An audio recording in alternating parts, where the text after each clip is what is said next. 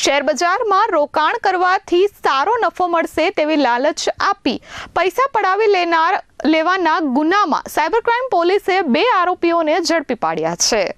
Surat cyber crime સેલે મોટી કાર્યવાહી કરી છે। શેર બજારમાં ઊંચા વળતરની લાલચ આપી રોકાણ કરાવવાના મામલે પોલીસે એક આરોપીની ધરપકડ કરી છે। સુરતમાં 14.55 લાખ રૂપિયાનું રોકાણ કરાવી આ રોકાણ પડાવી લેનાર ટોળકીના 2 સાગરીતોને સુરતથી ઝડપી પાડવામાં આવ્યા છે। પકડાયેલ આરોપીઓના બેંક એકાઉન્ટમાંથી 1 કરોડ 12 લાખથી વધુના ટ્રાન્ઝેક્શન મળી આવ્યા છે। દેશભરમાં કુલ 14 જેટલી ફરિયાદો નોંધાયેલી હતી। બનાવટી એપ્લિકેશન દ્વારા શેર અને સ્ટોક્સમાં નફાની લાલચ આપી છેતરપિંડી આચરવામાં આવતી હતી। માત્ર 1 થી 1.5% કમિશન માટે બેંક એકાઉન્ટ ભાડે આપનાર રાજેશ રૂડાણી અને પ્રફુલ્લ માંડણકાની સાયબર સેલે ધરપકડ કરી છે। ફરિયાદીને એવો લોભ લાલચ આપવામાં આવી હતી કે તમે અગર પ્રોસ્પેરા એક્સ નામની એક ટ્રેડિંગ એપ્લિકેશન છે એમાં અગર ઇન્વેસ્ટ કરશો, એના મારફતે અગર તમે સ્ટોક ટ્રેડિંગમાં ઇન્વેસ્ટ કરશો તો તમને વધારે નફો મળશે। તો એમ જણાવી એમની પાસેથી 14,55,000 જેટલાનું રોકાણ કરાવવામાં આવ્યું હતું અને જ્યારે ફરિયાદીએ વિડ્રો કરવાની પ્રયત્ન કરી તો વિડ્રોવલ એમને આપવામાં આવેલ નહોતું। ત્યારે એમને ખબર પડી કે ખરેખર મારી સાથે છેતરપિંડી કરવામાં આવી છે।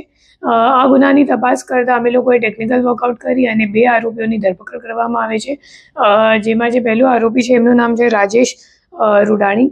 એના નામ ઉપર જ અકાઉન્ટ ખોલાવવામાં આવ્યું છે। લેયર 1નું અકાઉન્ટ છે। એના અકાઉન્ટ પર આ ફરિયાદના સિવાય 14 બીજા NCRP કમ્પ્લેન્ટ્સ પણ નોંધાયેલ છે અને 1 કરોડ 12 લાખ રૂપિયાનું ટ્રાન્ઝેક્શન એના અકાઉન્ટમાં કરવામાં આવ્યું છે। 2% કમિશન જે ટ્રાન્ઝેક્શનનું વેલ્યુ છે એમાં 2% કમિશન એમને મળશે એમ કહીને એમના નામ ઉપર અકાઉન્ટ ખોલાવવામાં આવ્યું હતું અને જે રાજેશ રૂડાણી છે એમના દ્વારા પ્રફુલ્લ કરીને બીજો આરોપી છે જેમની પણ ધરપકડ કરવામાં આવી છે એમને આપતો હતો અને પ્રફુલ્લભાઈ પછી આગળ જઈને હિરેન સુચિત્રાને કરંટ અકાઉન્ટ આપતો હતો અને હિરેન સુચિત્રા પછી દિલ્હીને કોઈને આ અકાઉન્ટ મોકલતા હતા। તો એ તમામ આરોપીઓ જે કમિશન માટે એ લોકોએ પોતાના નામ પર અકાઉન્ટ ખોલાવ્યું છે અને આ અકાઉન્ટમાં તમામ ફ્રોડના ટ્રાન્ઝેક્શન્સ પણ થયું છે।